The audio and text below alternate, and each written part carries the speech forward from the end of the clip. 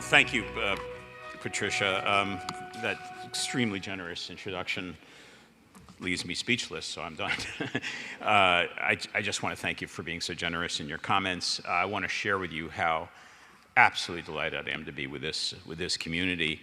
Let me first join you in congratulating the winners of the Daisy Award, my children's team, and Ms. Afra coming all the way from Beirut. You really honor us by your presence, and thanks for your example. And Deborah and Rumi, thank you for stewarding the Deborah Award. The more I've seen of it over the past few years, the more inspired I am by the award and by also the background stories of so many of the nominees. It's an amazing program. I hope you will tune into it and participate yourselves if you have not. I must say, being with you right now, I'm feeling, first, a bit of nostalgia. I mean, I'm old enough that I really was present at the beginning of what we now could call the safety movement in this country and even worldwide. Certainly there was work on safety, but it all kind of gelled just 3 decades ago.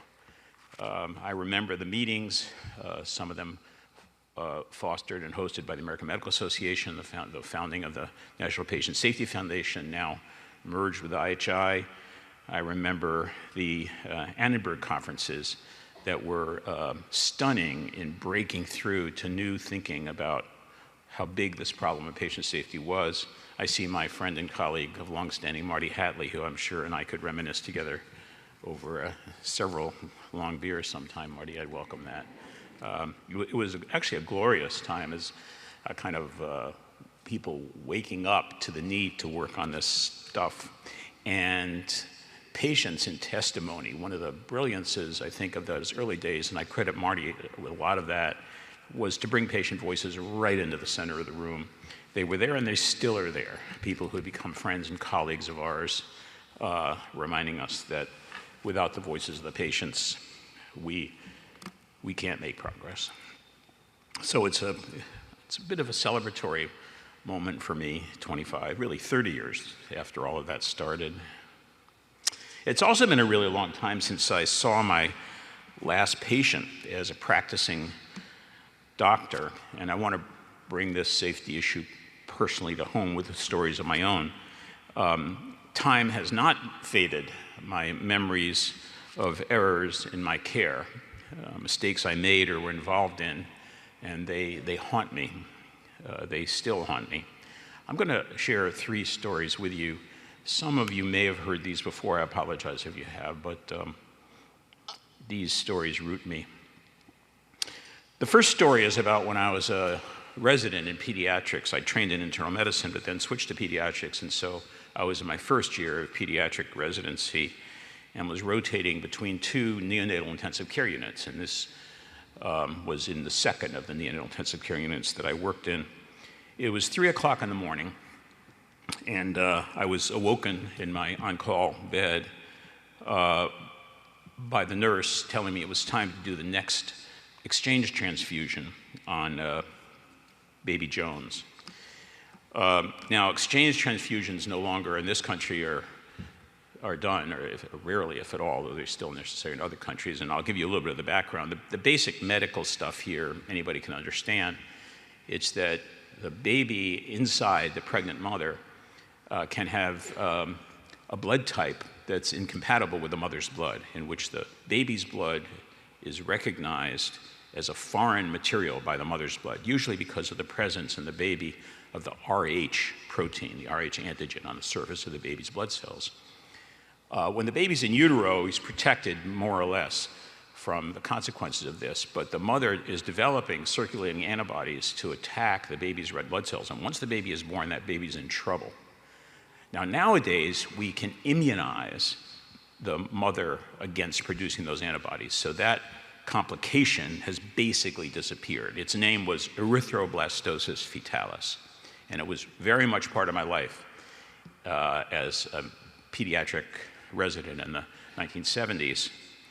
The treatment at that time was pretty dramatic. It was an exchange transfusion. What you basically did was take out the baby's blood from the baby and put in a type of blood that the mother's antibodies would not attack, Rh negative blood, O negative blood. And that was done through a series of procedures about every 6 or 8 hours through several days. And when I said I was awoken for the exchange transfusion, it was the next time to do that procedure for baby Jones. Now, the way it's done, I won't have time to get into all the details. Basically, you cannulate the baby's umbilical vessels so you can get access to the baby's bloodstream. You get some blood from the blood bank, and you have a syringe and a stopcock right in the middle of this picture of the setup for an exchange transfusion. You see a small 3-way stopcock. The idea is you hang the blood from the blood bank, you attach it to a tube, and then you withdraw blood bank blood into your syringe. You turn the stopcock toward the baby, and then you inject that blood into the baby's bloodstream. Good blood, blood that can't be attacked. The next thing to do is turn the stopcock again and take out 10 cc's of the baby's blood. And then in those days, you turn the stopcock and push your syringe and started the blood into a wastebasket. I don't think that would be allowed nowadays. So an exchange transfusion for a young resident at 3 in the morning meant doing that procedure. Draw down blood from the blood bank, turn the stopcock, push it into the baby, turn the stopcock. I'm sorry, no, don't turn the stopcock. Pull the blood out from the baby, turn the stopcock, eject the blood into the wastebasket, and do it again and again and again, maybe 30 or 40 times, maybe more, in one single exchange. It was time for that at 3 in the morning with baby Jones. So I awoke bleary. I went to the bedside. The nurse handed me a bag, and I cannulated the bag and hung it up and attached all to me, and then turned the stopcock and began that procedure. Didn't go so well. I remember, and it's really peculiar how vividly I remember the feeling of that blood. As I drew it into the syringe from baby Jones, it started to be very sticky, like I couldn't really pull it easily. And I got more and more worried as I continued this procedure. And then I got really worried because baby Jones didn't look so good. Baby Jones was turning gray, blood, his heart rate went through the ceiling. He was squirming, and I did not know what was going on. So I halted the transfusion and called the resident on call. Now, in those days, the first-year resident, was the most senior doctor in the neonatal intensive care unit. That's how coverage worked. Mike, my friend and the fellow, was at home about 6 or 7 miles away on call. So I phoned Mike. I said, Mike, get in here, something's wrong.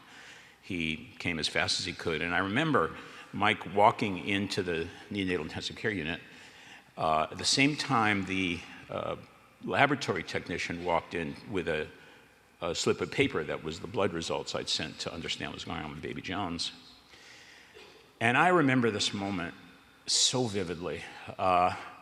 Mike and I looked at the report, and it said the baby's hematocrit, that's the percentage of blood volume that was cells instead of plasma, was 95%. In a baby, it should have been maybe 50%. In you, it's 40%.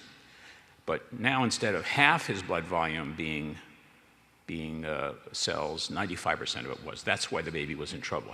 What heart is strong enough to beat red cells only, as thick, gooey substitute for blood? I had no idea what was going on. But Mike instantly saw the problem. In that hospital, the standard blood bank procedure, if you donated blood, was not to leave it as whole blood and store it.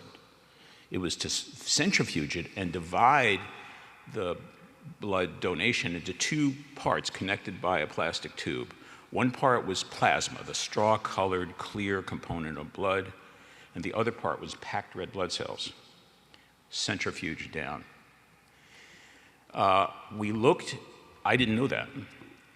And when Mike and I looked at Mike pointed out the situation, there dangling down from the apparatus was the bag of plasma.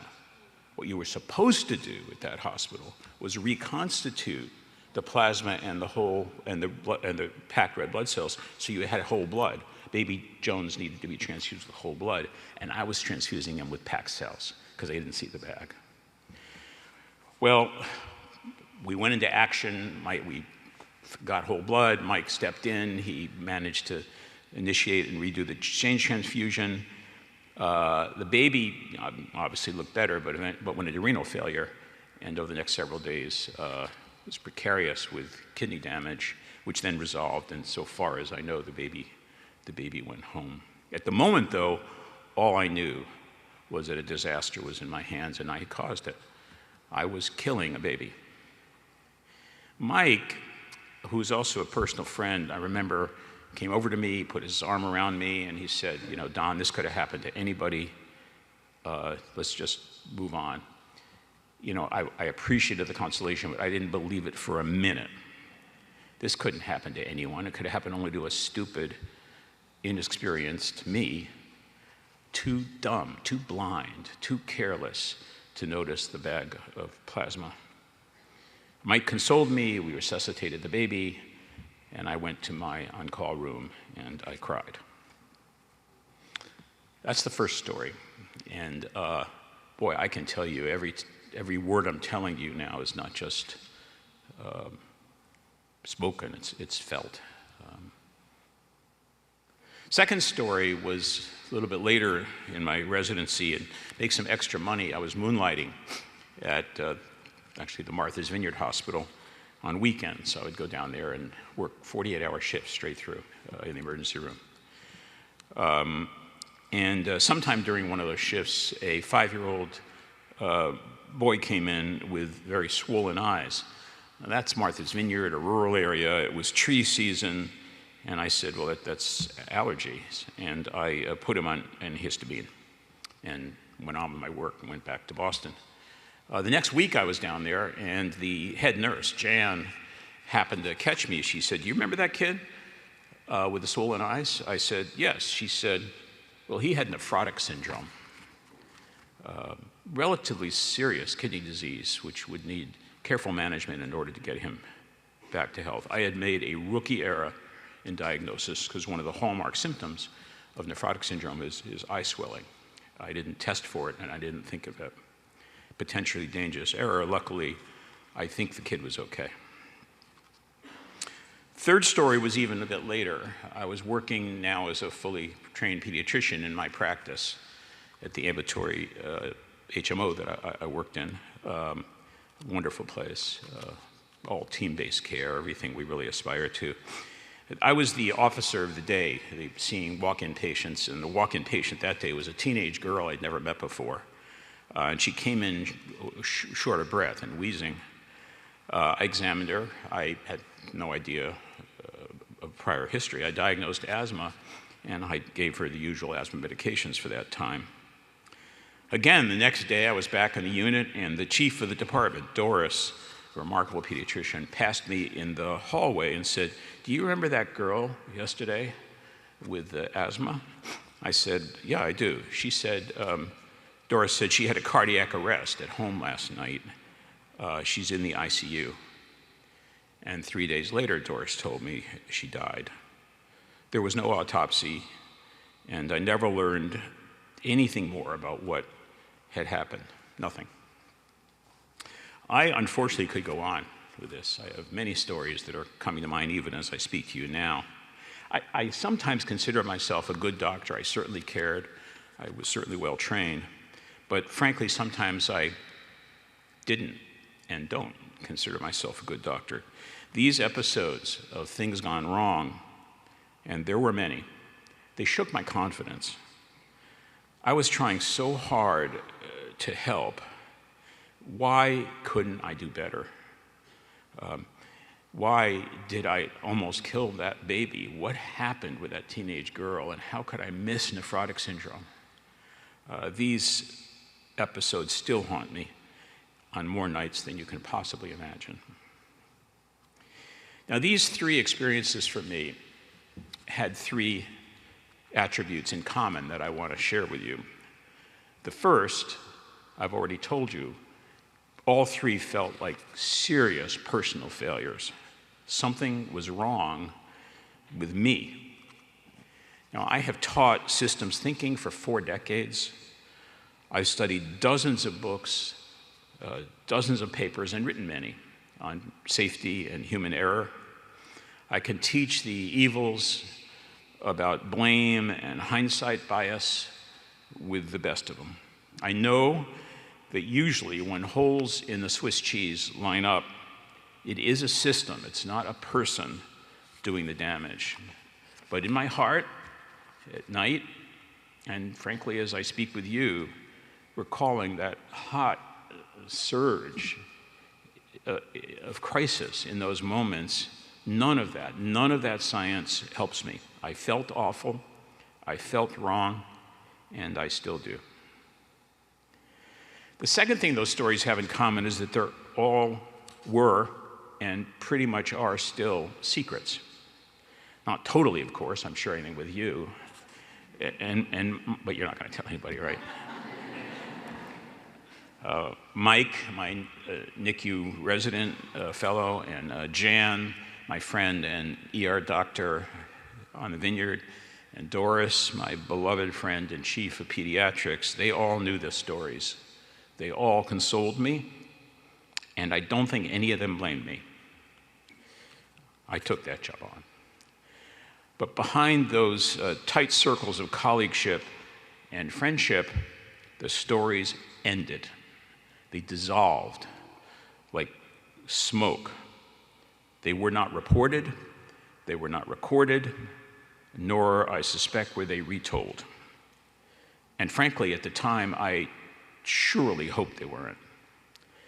I felt bad enough already.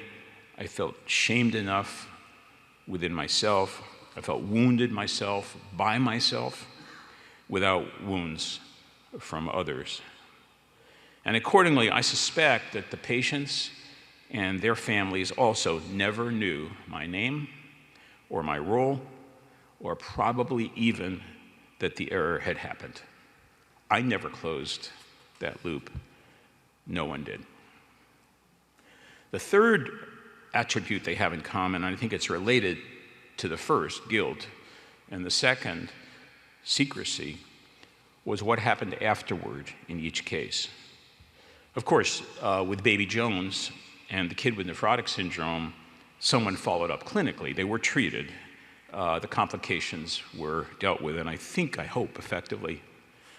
And I am sure that with the teenager who so tragically died, I think the family probably got the condolences of many friends. But for the risks and the causes of each, what happened next is all too easy to summarize. Nothing happened. For the exchange transfusions, procedures, and the training of young residents, nothing was learned. Nothing was changed. I had trained in a hospital that did not centrifuge blood when it was donated. That's where I did my first exchange transfusions. And I went to a second hospital where the blood was routinely centrifuged. And today I could look at that as a hole in the Swiss cheese, but nobody did then. I didn't. For the botched diagnosis of nephrotic syndrome, well, believe me, that's not a diagnostic error that I would ever make again. But more generally, nothing was learned, nothing changed. For the next child with swollen eyes and the next physician so challenged. And for the mysterious death of that tragic teenage girl, nothing changed. Was it a misdiagnosis by me? Was it an error in the pharmacy? Was it an idiosyncratic reaction to my treatment? Was it something else entirely? I have no idea. No one does. And no one ever will. Case closed. Dead. Look, we as a community have every reason to be concerned about the slow pace of safety improvement in the quarter century since To Err Is Human. But I think the story has changed. I think that we should be concerned but not despair. There has been progress. Safety is now a thoroughly accepted topic in our industry. It wasn't back then. And it's a thoroughly embraced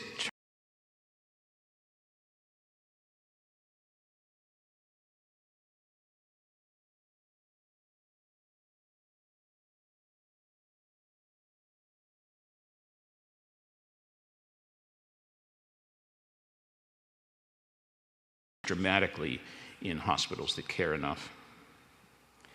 We now have scholarships, scholarly journals on patient safety. We did not then.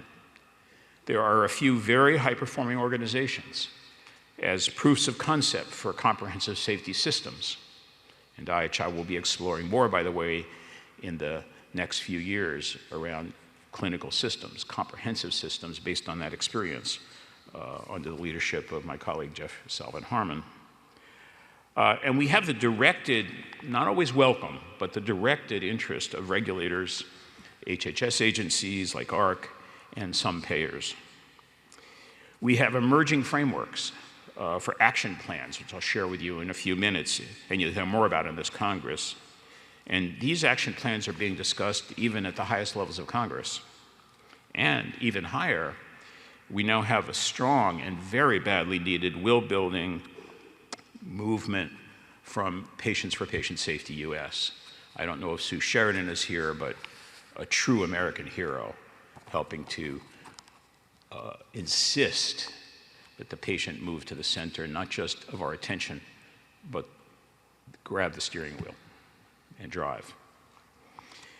We have a very superb report from the President's Council of Advisors on Science and Technology, PCAST, reporting directly to the President. I helped write that report as an advisor to PCAST. That report was finished months ago. I know that it's on the President's desk in the Oval Office, and maybe, should things work out politically, we'll see presidential action on patient safety. I cross my fingers. And by the way, we have the honest hope that a new era of artificial intelligence and other technologies can bring new guardrails to our work. So the question I'm fretting about is this. Given these positive changes, what about my three stories? Would they be different today? Dominated by individual guilt, secret, and not learned from? I hope so, but I don't really know so. My near miss in the NICU should have been known and studied by some patient safety authority in a high office. Hopefully, I would be asked for more information on the basis of which change in procedures could be designed. I wouldn't be blamed. I'd be recruited to help redesign a system with holes in that Swiss cheese. But I'm not naive about that. In some hospitals, I suspect today many hospitals, I would be blamed and reprimanded by others, not just guilty myself. In a few, as you shall see, I might be prosecuted by an aggressive district attorney, or I might be counseled by the hospital's lawyers to shut up, remain silent. My nephrotic syndrome diagnostic error might today trigger an analysis by a hospital lucky enough to be involved in the initiatives ignited by the Gordon and Betty Moore Foundation and the Society for Improving Diagnosis in Medicine. But that assumes a culture in which someone, maybe the nurse, Jan, in the ER, would have a way to report what happened without triggering blame and fear, would they? My patient's sudden, unexpected death today surely should be flagged and hopefully would be flagged as a patient safety incident of the highest order. But since she died at home, I'm actually not sure it would. So let's tote it up. Some gains today, definitely. Ones we ought to acknowledge and feel proud of. But it is healthy and it's necessary to take stock overall, in summary, in order to set our sails for the next 25 years, the next safety destinations, and for much, much, much faster progress than we have seen so far. Remember, injuries to patients and staff, they amount to a continually accumulating toll, and complacency, minute by minute, costs lives and limbs. That meter is running. So I want to think hard with you about the barriers to that kind of acceleration, the barriers that we have yet to cross on the journey to high reliability, safe care for all, transformative care for everyone, patients, staff, families. And to do that, I'm going to draw on a framework we often use at IHI from my beloved colleague and chief mentor in my life, the late Tom Nolan. Tom died a couple of years ago, and I miss him every day. He was the wisest improvement scholar I have ever known, and IHI had the benefit of his wisdom for 2 decades. Tom once proposed a very simple scheme with which to interrogate, to examine the conditions that are necessary and sufficient for large-scale change in any big system. I actually think they apply to small systems too, and the terms he chose we use today. They were will, ideas, and execution. And that lens, will, ideas, and execution, has served me very well ever since Tom offered it also 25 years ago. Do you want to quit smoking? Then you will need will. You'll need a reason to quit. You'll need something that infirms the status quo, that makes it uncomfortable and makes a non-smoking future attractive. You will need ideas. You'll need mechanisms, tactics, specific options, changes, steps, models, experiments you can do as an individual, often drawing on the experiences of others, that you can test yourself to see if they help. Some of those ideas you can think up yourself, but many more you're going to find among others if you look. Just think, for example, of the amount of knowledge just in this room among you 800 about how to transform safety for real. If we could combine, access, recognize, and then put into use those ideas, we'd be done. And then you'll need to execute those tests of change. And you'll need to execute at a tempo that promises to honor the rate at which that meter is running of harm. You need reflection, you need learning loops to find your best path, and you're going to need the investment of time and attention, which means if you're a senior executive, you're going to need to make sure that the time and attention is devoted to execution exactly you would if you were building a new wing or handling a strike threat or dealing with a new value-based payment model. You have to do something. You have to be a builder, not just a thinker. Will, ideas, and execution. Improving patient safety is much more complex than quitting smoking for one big reason, and that is because of interdependencies. It can't be done alone. You probably can stop smoking alone, or even that I somewhat doubt. But in patient safety, or in any dimension of quality, too much depends on too much else. Everything depends on everything else. Indeed, the illusion that safety is a matter of individual effort is one of the most toxic notions in the whole safety enterprise. It is we, not me, that makes the pursuit of safety a challenging sociologic endeavor. And it also makes safety highly dependent on leaders who will understand that it is they who set in place the culture on which safety will either thrive or wither.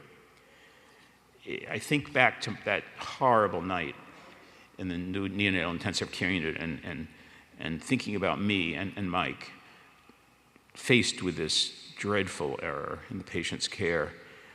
Will today's junior pediatric resident who almost kills a baby in the middle of the night have options that I did not have for safe and proper reporting? Options that I did not have or use. Will the hospital say, shh? Or will it say, bring us everything you know so that we all can use your knowledge to help us improve. So I'm going to use Tom's will, ideas, and execution framework to score us a bit, to interrogate what might be slowing us down and what might change for the better. Let's start with will. I apologize for the eye test slide, but hopefully we'll find a way to make these available to you afterwards. Will. Well, I think we still don't believe it's a problem, or too many of us don't. And if we do, I think there are too many who believe it does not apply to us. I think there are boards of trustees throughout our country and others, and there are 19 countries in this room, by the way, who say, thank goodness it doesn't happen here.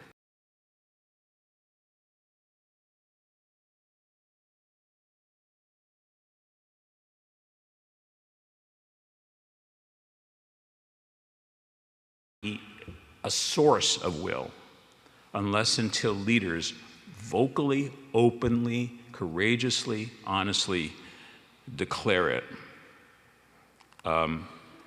Just 2 months ago or 3 months ago, I heard a quotation from a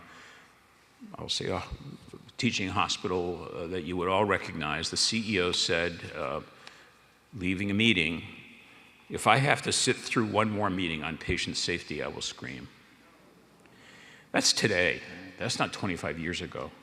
And that's a major teaching hospital that you would all recognize if I told you what it was.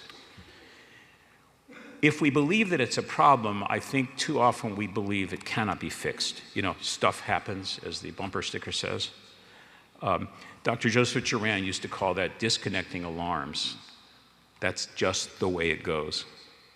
And I deeply believe that the ambition, the search for perfection that underlies mature pursuit of safety is not yet deeply embedded in the leadership of healthcare institutions, and therefore not in our staffs.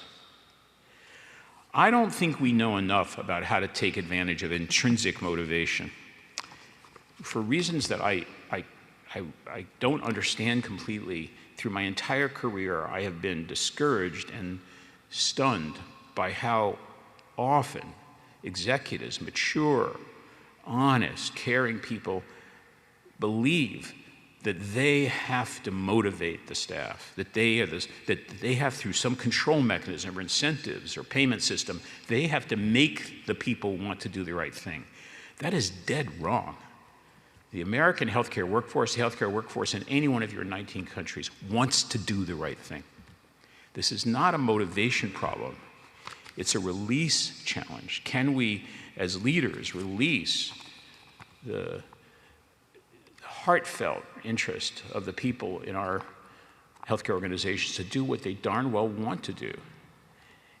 Can we realize that it's our systems that we built around them that handcuff them from doing the right thing? Because as long as we believe that incentives and motivation hold the secret to any improvement, let alone patient safety, we will be wrong. We discovered that in our 100,000 Lives campaign in spades. I love this photo.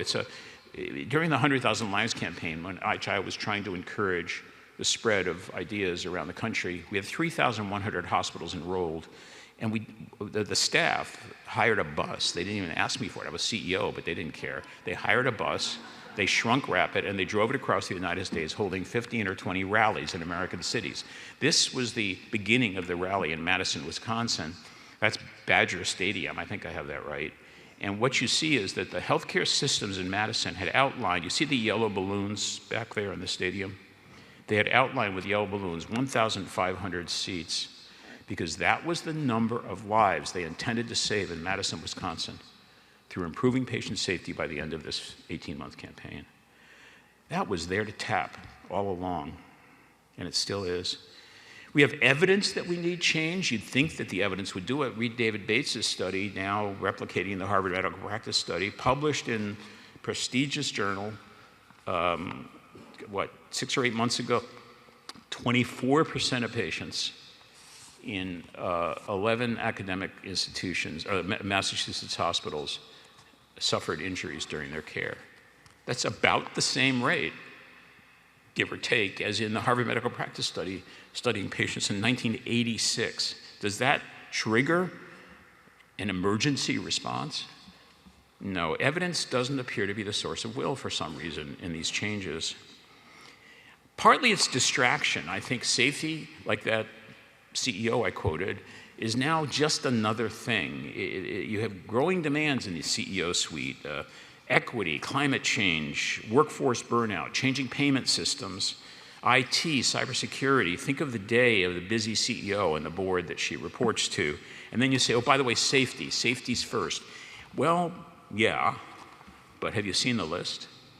And somehow we've lost the traction we used to have on safety as an imperative for the institution as it is for a trained physician. To be really blunt, I think we have ignorance in the C-suite and in the boards. Obviously, they're smart people. They do many things well, especially finance. But I don't think they understand safety.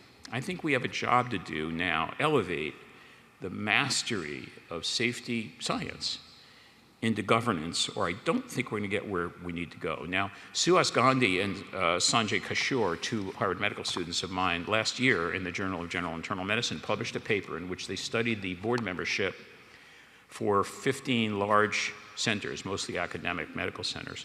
On those boards of trustees, setting the strategy for the organization, on those boards of trustees, only 14.7% of members had ever had anything to do with patient care. They were real estate moguls, they were financiers, they were private equity.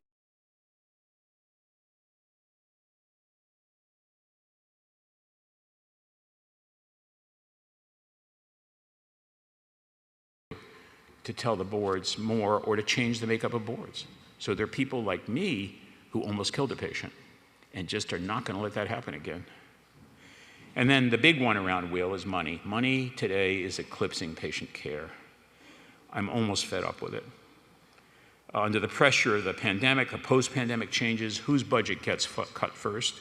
Quality. Private equity today owns 10% of the hospitals in this country, and I don't think the governing centers of private equity investing in healthcare are having desperately urgent meetings about patient safety, and they won't until someone insists that they do. So will, it's there, we can feel it. There's Badger Stadium, there's excellent examples right in this room, but now the job now has got to be to put, I think, quality central to the will of the American leadership, and it is not there. Second is ideas. So ideas is simple, really. It's that you need to look somewhere for a different thing to do than what you've been doing. Have the next slide there, Joe.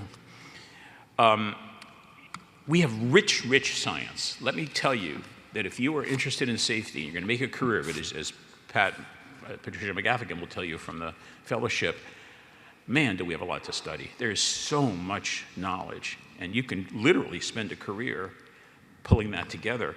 I want to say a word about Patricia, by the way, and her leadership here. I rank Patricia McGaffigan as one of the most important and successful and valuable leaders of safety in this nation, and probably worldwide. And one of the reasons is that Patricia has taken education and preparation of people with real knowledge extremely seriously and is bringing that into the center of our system. We have a lot to learn from other sectors. I learned safety not in healthcare. I learned it from aviation, I learned it from NASA, I learned it from nuclear power, I learned it from manufacturing companies. That's where I learned safety, from Paul O'Neill at Alcoa, nobody in healthcare. And we still can do that. There's engines of study and knowledge that we can draw on, but we're not. And I don't think we've committed to mastering the basics. I'll give you a few of my, the things I noticed the most. It's the continuing use of hindsight bias as if it were real. Hindsight bias is the explanation you get from looking at the last event that happened. That's not systems thinking. The last event that happened is just the end of the needle that goes through the Swiss cheese. It's almost completely uninformative. So is root cause analysis. It is time for us to either abandon or completely redesign root cause analysis. The reason is there is no root cause. There is a system of cause.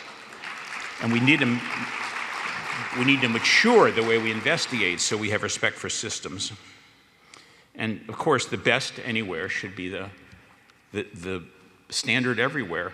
Now, I'm going to recommend 6 books, so I'll do it pretty fast, but I'll tell you that if you wanted to get to the science and say, okay, I'm going to become a master's of science in improvement, these are the 6 books you should start with. You need to understand systems. Peter Senge's still iconic book about systems, The Fifth Discipline, it almost changed my life when I read it now, over 30 years ago. Langley Nolan and Nolan's book, The Improvement Guide, is the deepest and firmest explanation I know of systematic approach to improvement, whether it's safety or not, based on improvement science. For the psychology that underlines this, why would the hospital say, shh, don't talk?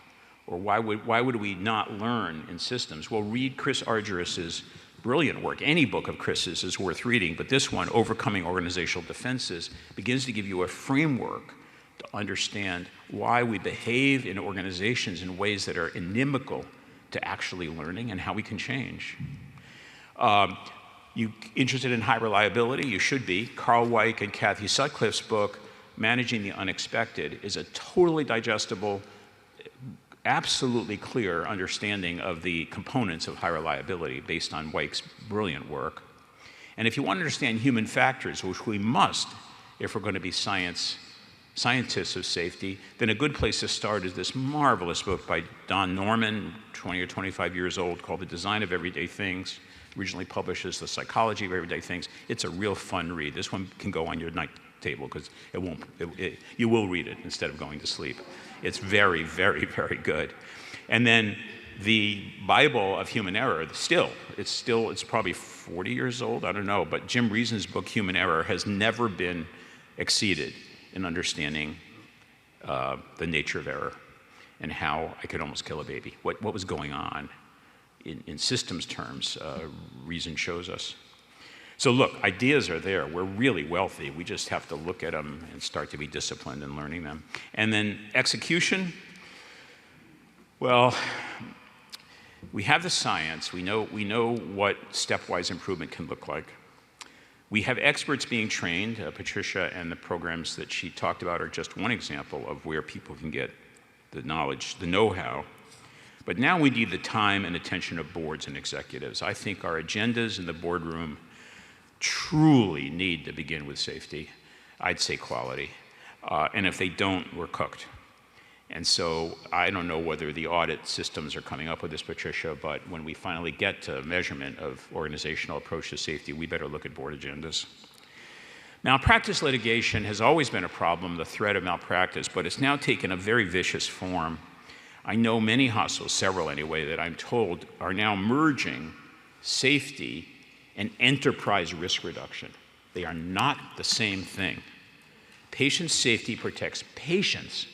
Enterprise risk reduction protects the institution, and those agendas will come into conflict unless governance and executives understand that. It is a bad mistake to combine the pursuit of safety with enterprise risk reduction. They're not the same thing. Similarly, I think that we made a mistake, and here I'm going to lose about half of you as friends in the audience.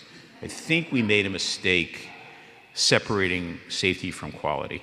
I must admit, I have a little bit of an allergic reaction. My friends will go to sleep right now because they heard me say it so often. When I hear quality and safety, I don't know what it means. It's like someone says, we're working on fruit and apples. What we're working on is systems and how they perform in all of their dimensions of excellence. Safe, effective, patient-centered, timely, efficient, equitable, lower cost, easier for staff. It's all one thing. It's all working on systems. And once we set up a safety department here and a quality department there, we've lost the intellectual thread. I'll lose that battle forever, but I really wish we could become unified thinkers about system performance and get back to the center. And if you want to make safety something to work on first, absolutely, I'm right with you. But it's not different conceptually from working on improvement of systems anywhere. We've still not done what we need on transparency, and it's a big one. And we are still glorifying measurement as if that will have the answer. It will not. Yes, we have to measure, but measurement does not lead to improvement. Measurement is a tool if you want to improve. And we've got that wrong. The way, by the way, I think about the quality and safety stuff, I produced this at our Salzburg seminar a couple of years ago, but I prefer a model in which we understand that the pursuit of excellence, call it quality if you want, just means doing everything really well, has within it a set of dimensions of what we must do well, which overlap and they cross, and safety is probably the first among them. I'll go with, if I'm going to go in a hospital, I want you to do that, but it's not conceptually different. Despite all of that knowledge, we continue to go back to blame. The blame I applied to myself at night in the NICU, still do about the teenager who died, still do about missing nephrotic syndrome. How could I? Well, you take that to a social level, and you end up with really destructive nonsense, the criminalization of safety problems. Two prominent examples in England was Dr. Hadiza Bawagarba was in a system which failed to diagnose and treat sepsis adequately in a young Down syndrome patient who died. She was put through the ringer. Her license taken away, she became a kind of victim of, or an object of enormous criticism, and it's no accident that she was a doctor, woman of color. It's still not complete to heal from that incident, even though the doctors and nurses in England, to their credit, stood behind Dr. Bawagarba, and there's some learning. Here in the US, we had, I think, the very bad case of Redonda Vaught, a nurse at Vanderbilt, trapped in a system where she would, like me in the NICU, blame herself. But when you look at the system's characteristics and the secrecy and follow-up at the institutional level, it violates everything we've been talking about, the will, ideas, and execution we need. We still can slip back to blame too easily. To close with some good news, we now have some plans, the Safer Together National Action Plan, which you're going to hear about, the product of 27 organizations being brought together to work together by ARC and IHI. I didn't think it was possible. When they told me they were going to do it, I said, it'll never work. You can't get these institutions in a room to work together, and I was dead wrong. They all anteed up. They came around the table. They did tremendous work. They produced a series of assets that appear in white papers that you can get through the IHI or elsewhere. It's a really thrilling example, leading to a national action plan, 17 recommendations and tactics, a self-assessment tool, implementation resource guide. Boy, this is the kind of cooperation that we really, really need, and I commend you for it. I'm getting a thumbs up from Rosie, who knows that. And now the National Action Alliance, which is coming together, a group of agencies in the federal government, able to try to enroll organizations now in a safety action plan that I really believe in. It's a set of obvious but not acted upon execution steps. I am very, very hopeful about it. I want to just thank our federal partners for having the courage to come together. It's not easy in the federal government, and we need more. You'll hear more about this from Craig Umscheid from CEQIP and ARC. Will it be, what is it, this evening, this afternoon, at 5:30? And you should be studying and joining in on the National Action Alliance. And let me not close without mentioning the incredible work going on at WHO now for 2 decades with the Patient Safety Alliance, WHO. It's cool, it's great. Neelam Dhingra, who has been the motivating spirit behind this for decades, I believe is about to move on to another position, but we as a world ought to be thanking Neelam and her colleagues at WHO for beginning to show the way, countries by country. So look, the test case for me is, would my story be different? I am not sure enough. Would the error become known? Would it become transparent and available to learn from? Would the family be told? I don't think they were ever told, but they also need to be part of this will building, if nothing else, and idea generation. Would the systems view be taken, or would the resident knight handle it all by going back to the on-call room and crying for an hour? Would someone be responsible for improvement? Would someone say, okay, I've got this, we're now going to work on this, take take it under advisement. And most importantly, with the next newborn baby, be protected better so that that doesn't ever happen again. Nothing happened at that time to make that true. And if I could be selfish for a minute, would my own scars be fewer? Would I cry less in the middle of the night? Frankly, I don't think I would cry less. I think we try so hard, we want so hard to be good and competent that failure still feels bad. And maybe that's one of our other mountains to climb. It's to be able to move, well, beyond blame to forgiveness or something like that, beyond blame to agency. Unless we can tackle safety as an agenda, it won't work, but unless we can forgive ourselves at the beginning, it's very hard to do this. Thank you all for being here, for the chance to share thoughts. We're going to get this done, I know. Thanks.